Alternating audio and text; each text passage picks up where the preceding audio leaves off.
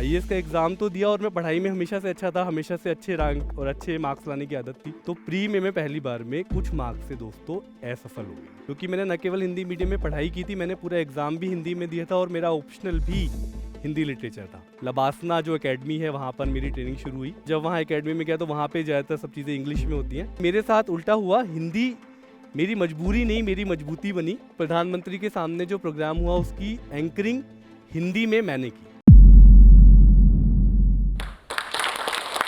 सकारात्मक सोच संग उत्साह और उल्लास लिए, सकारात्मक सोच संग उत्साह और उल्लास लिए, जीतेंगे हर हारी बाजी, मन में यह विश्वास लिए। लें संकल्प सृजन का मन में, उम्मीदों से हो भरपूर, धुन के पक्के उस राही से, मंजिल है फिर कितनी दूर। और उहा पोह अटकलें उलझने, अवसादों का कर अवसान। उहा पोह अटकलें उलझने, अवसादों का कर अवसान। हो बाधाएं कितनी पथ में, चेहरों पर बस हो मुस्कान। और जगें ज्ञान और प्रेम धरा पर, जगें ज्ञान और प्रेम धरा पर, गूंजे कुछ ऐसा संदेश, नई चेतना से जागृत हो, सुप्त पड़ा है मेरा देश। नई चेतना से जागृत हो, सुप्त पड़ा है मेरा देश। दोस्तों, मेरा नाम निशान जैन है। मैं उत्तर प्रदेश के एक छोटे से शहर मेरठ का रहने वाला हूँ। और मैंने एक सपना देखा था बचपन में, एक हिंदी मीडियम के स्कूल में पढ़ने वाला बच्चा। किस तरह से उस बड़े सपने को मैंने देखा कि मैं एक आईएएस अफसर बनना चाहता हूँ, और उस भ्रम को तोड़ना चाहता हूँ कि जो भ्रम हम लोगों में एक सोसाइटी में फैला हुआ है कि हिंदी मीडियम से आप सफलता प्राप्त नहीं कर सकते। तो मैं उस सपने को सच करने की कहानी और उस भ्रम को तोड़ने की कहानी को लेकर आज आपके बीच यहाँ पर उपस्थित हुआ हूँ। मुझे दोस्तों बचपन का वो एक किस्सा याद आता है। हम लोग जब राशन की दुकान से राशन लेने जाते थे, तो वहाँ पर जो राशन कार्ड होता था उस पर लिखा होता था खाद्य एवं रसद अधिकारी। अब जब मैं भी राशन लेने अक्सर जाया करता था, तो मैं ये देखता था कि कई बार बहुत गड़बड़ियाँ होती थी वहाँ पर। जैसे दुकान बंद है तो बहुत दिन तक बंद है, खुली नहीं है, या फिर कुछ कम तोल कर दे रहा है। तो मुझे लगा कि ये अधिकारी जो शब्द है, ये जो अधिकारी होते हैं, ये शायद इस चीज़ को ठीक कर सकते हैं। तो तब से मन में एक हल्का हल्का ख्याल था, जब मैं शायद 8वीं क्लास के आसपास रहा हूँगा, तब मन में ख्याल था कि शायद अधिकारी बनने से इन सब चीज़ों को ठीक किया जा सकता है। तो बैक ऑफ द माइंड में वो चीज़ चलती रही कि मुझे एक ऑफिसर बनना है। वो तो बाद में धीरे धीरे पता चला कि उसके लिए एक एग्ज़ाम होता है, उस एग्ज़ाम को देना होता है, उस एग्ज़ाम को क्वालिफाई करना होता है। अब मैं तो हिंदी मीडियम का स्टूडेंट था, फिर भी हिम्मत से सोचा कि कैसे इसको हिंदी के साथ भी किया जा सकता है। हरिवंश राय बच्चन की पंक्तियाँ हमारी ज़िंदगी में उस समय बहुत काम आती है, जब हम बहुत उहापोह में, उलझनों में, अटकलों में फंसे होते हैं। वो कविता मैं आपसे शेयर करना चाहता हूँ। मदिरा ले जाने को घर से चलता है पीने वाला, किस पथ पर जाऊं असमंजस में है वह भोला भाला। अलग अलग पथ बतलाते सब, पर मैं यह बतलाता हूँ, राह पकड़ तू एक चला चल, पा जाएगा मधुशाला। ये हम सबके साथ होता है, मेरे साथ भी हुआ जब मैंने एक उत्तर प्रदेश के एक छोटे से शहर मेरठ के एक हिंदी मीडियम स्कूल से 10th की परीक्षा पास की। उसके बाद लगता था कि मेरा करियर क्या होगा, मेरा भविष्य क्या होगा, मैं किस दिशा में जाऊंगा, बड़ा सारा कन्फ्यूज़न था, जैसा कि हर एक युवा को होता है। तो वो मेरे साथ भी था। संसाधनों की थोड़ी कमी थी, तो वो कन्फ्यूज़न थोड़ा और ज़्यादा था। उसके बाद ऐसा महसूस हुआ कि शायद थोड़ा ज़रूरत है अपने खर्चे खुद उठाने की। तो ऐसी स्थिति में मैंने कोशिश की कि कुछ ऐसा किया जाए जिससे कुछ अर्निंग होती रहे और अपने पढ़ाई के खर्चे निकलते रहें। हम 3 दोस्त थे, हम तीनों साथ में घूमते फिरते थे, साथ में पढ़ाई लिखाई करते थे, साथ में कुछ कुछ क्रिएटिव राइटिंग भी किया करते थे। तो मैंने न्यूज़पेपर में एक ऐड देखा, क्लासिफाइड में पढ़ा, एक जॉब निकली थी पार्ट टाइम प्रूफ रीडिंग की। उस समय तक ये भी नहीं पता था कि प्रूफ रीडिंग होता क्या है। फिर मेरा जो दूसरा दोस्त था उसने मुझे बताया कि प्रूफ रीडिंग में जब कोई बुक छपती है, तो उस बुक की जो एरर्स, ग्रामेटिकल मिस्टेक्स होती हैं, उनको ठीक किया जाता है और उसकी एडिटिंग की जाती है, उसको प्रूफ रीडिंग बोलते हैं। उसके लिए किसी ऐसे बंदे की ज़रूरत है जो जिसकी भाषा पर अच्छी पकड़ हो। हमें ये लगता था कि हमारी भाषा पे ठीक ठाक पकड़ है, हम वहाँ पे इंटरव्यू देने पहुँच गए।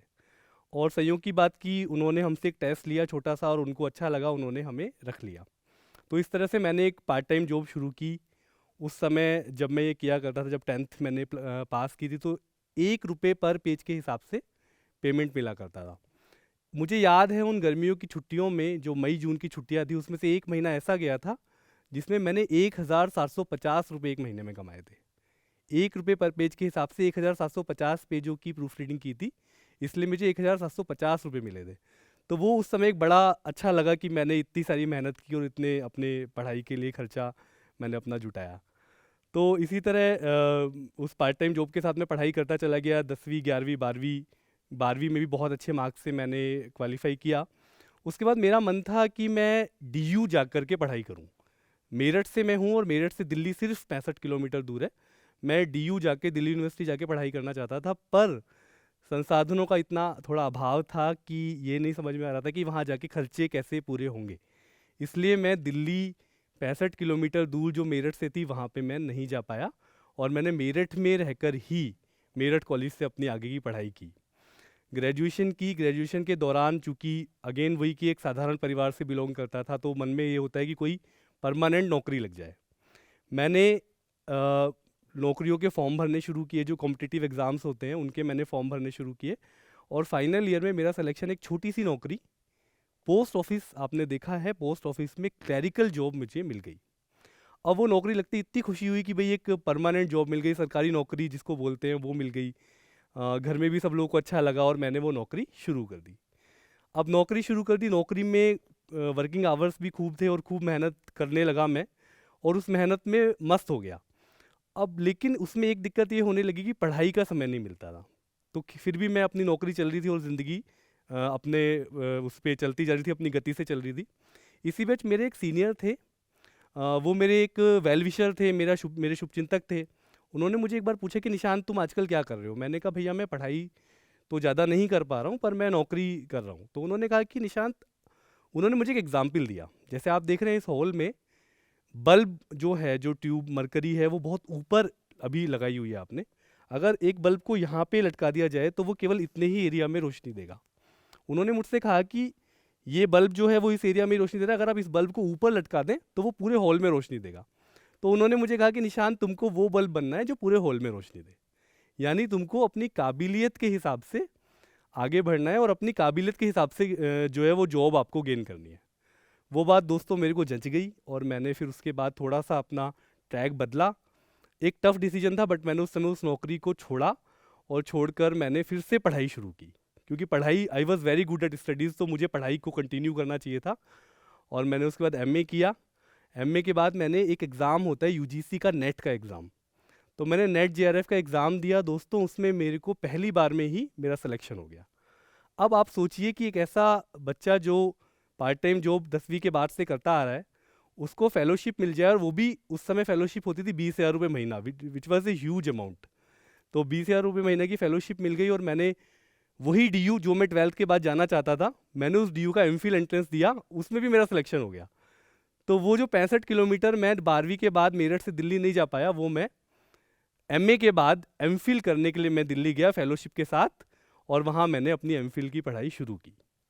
फाइनली ये मेरी लाइफ का एक बहुत बड़ा टर्निंग पॉइंट था, और मैंने वहाँ न केवल एमफिल किया, साथ में आईएएस की तैयारी, जो मेरा सपना था, मैं आईएएस ऑफिसर बनना चाहता था हमेशा से, मैंने आईएएस की तैयारी पे पूरा फोकस किया, और पूरी तैयारी के साथ मैंने पहली बार आईएएस का एग्ज़ाम दिया।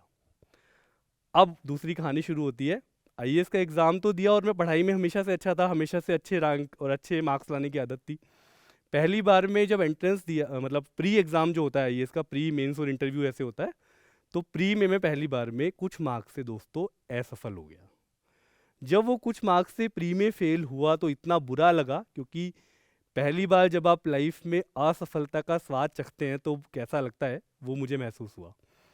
उसके बाद काफ़ी ख़राब महसूस हुआ, काफ़ी डिप्रेशन भी महसूस हुआ।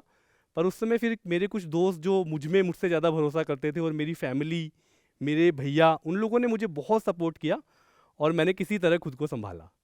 दोस्तों हम लोग हमेशा सक्सेस के लिए तो तैयार होते हैं, पर शायद ही हम में से कोई फेलियर के लिए तैयार होता है। मेरे भैया ने मुझे समझाया कि प्लान बी भी आपके पास तैयार होना चाहिए, और उसी दौरान मैंने एक और एग्ज़ाम दिया हुआ था पार्लियामेंट में ट्रांसलेटर का। तो जब मेरा प्री फेल हो गया तो मैंने उस एग्ज़ाम में मेरा सिलेक्शन हुआ, मैंने तुरंत से वो जॉब ज्वाइन कर ली, और मैंने पार्लियामेंट में ट्रांसलेटर बन गया। वो नौकरी करने लगा। करने के बाद फिर मैंने दोबारा से हिम्मत जुटाकर आईएएस का एग्ज़ाम दिया दोस्तों। उसके बाद किस्मत मेरे साथ थी, प्री भी क्लियर हुआ, मेंस भी क्लियर हुआ, इंटरव्यू भी क्लियर हुआ, और फाइनली मुझे यूपीएससी में 13वीं रैंक और हिंदी मीडियम में पहला स्थान प्राप्त हुआ। और उसके बाद जो हुआ वो आपके सामने है। चूँकि उस समय मैं पार्लियामेंट में नौकरी कर रहा था और मेरे को ये सफलता प्राप्त हुई जो मेरे ख्याल से पिछले कई सालों में किसी को हिंदी मीडियम से ये सफलता प्राप्त नहीं हुई थी, क्योंकि मैंने न केवल हिंदी मीडियम में पढ़ाई की थी, मैंने पूरा एग्ज़ाम भी हिंदी में दिया था और मेरा ऑप्शनल भी हिंदी लिटरेचर था। तो उसके बाद मैं लोकसभा में नौकरी करता था, तो लोकसभा की जो उस समय स्पीकर थी सुमित्रा महाजन मैम, उन्होंने मुझे मिलने के लिए बुलाया और उन्होंने वहाँ पे एक लोकसभा के सभागार में मेरे फेलिसिटेशन के लिए एक बहुत बड़ा प्रोग्राम किया। उसमें पूरे लोकसभा के सारे एम्प्लॉयज़ मौजूद थे। वो मेरी ज़िंदगी का शायद बहुत बड़ा दिन था। और उन्होंने एक बात भी वहाँ पर कही कि निशांत के बारे में मैंने पूरा फीडबैक लिया है, ये अपने ऑफिस का काम बहुत अच्छे से करता था और उसके बाद तैयारी करता था। तो वहाँ से वो एक अच्छी शुरुआत हुई शायद नौकरी की। और उसके बाद जो होता है कि आईएएस की जो ट्रेनिंग होती है वो मसूरी में होती है, आप लोगों को पता है। मसूरी जिसको हम लोग अपने सपनों की मंजिल कहते हैं, लबासना जो एकेडमी है, वहाँ पर मेरी ट्रेनिंग शुरू हुई। यहाँ भी एक मज़ेदार बात हुई क्योंकि मेरी पूरी पढ़ाई हिंदी में हुई थी। हिंदी मीडियम में ही मैंने हर कोई एग्ज़ाम अपनी ज़िंदगी का दिया था। और जब वहाँ एकेडमी में गया तो वहाँ पे ज़्यादातर सब चीज़ें इंग्लिश में होती हैं, तो उनको भी उनके साथ खुद को अनुकूलित किया। पर वहाँ पे भी मैं आपको एक ख़ास बात बताता हूँ कि होता क्या है कि हम लोग कुछ चीज़ों को अपनी मजबूरी बना लेते हैं। उस चीज़ को हम अपनी मजबूरी मान के हम उसको उसकी वजह से थोड़ा-सा फ़ील करने लगते हैं कि मैं कुछ कमज़ोर हूँ। लेकिन मेरे साथ उल्टा हुआ, हिंदी मेरी मजबूरी नहीं, मेरी मजबूती बनी। और हिंदी की वजह से मुझे हमेशा वहाँ पे मान-सम्मान मिला। और मैं हिंदी में एंकरिंग किया करता था, हिंदी में सारे एक्टिविटीज़ में पार्टिसिपेट किया करता था। वो वहाँ पे उस चीज़ को बहुत एप्रिशिएट किया सब लोगों ने। और आपको जानकर अच्छा लगेगा कि जब मैं 3 महीने दिल्ली में असिस्टेंट सेक्रेटरी बना, तो जो 3 महीने का प्रोग्राम होता है उसके बाद प्राइम मिनिस्टर के सामने प्रेजेंटेशन होता है। तो प्रधानमंत्री के सामने जो प्रोग्राम हुआ उसकी एंकरिंग हिंदी में मैंने की। तो इस तरह से मेरी पूरी कहानी में सबसे ख़ास बात ये रही कि हिंदी जिसको लोग मजबूरी समझते हैं, उस हिंदी को मैंने अपनी मजबूती बनाया और उस हिंदी के सहारे ही लगातार स्टेप बाय स्टेप आगे बढ़ते हुए मैं हिंदी मीडियम से आईएएस बना। और मेरी सफलता की कहानी में आप देखेंगे कि उसमें लगातार एक निरंतरता का तत्व मौजूद है। परसिस्टेंस लगातार उसमें रहा। और मैं हमेशा ये बात कहता हूँ कि दोस्तों, मंजिल मिले या ना मिले, ज़िंदगी न कभी थमती है और न कभी रुकती है। और मेरे जैसा आदमी, आप में ऐसे बहुत सारे लोग होंगे, मुश्किलों में घिरा और अभावों में पका जो इंसान होता है वो सबसे मजबूत होता है, उससे मजबूत कोई भी नहीं होता। और दोस्तों, अक्सर हम तैयारी या पढ़ाई या स्ट्रगल तब छोड़ देते हैं जब हम सफलता के बहुत करीब होते हैं।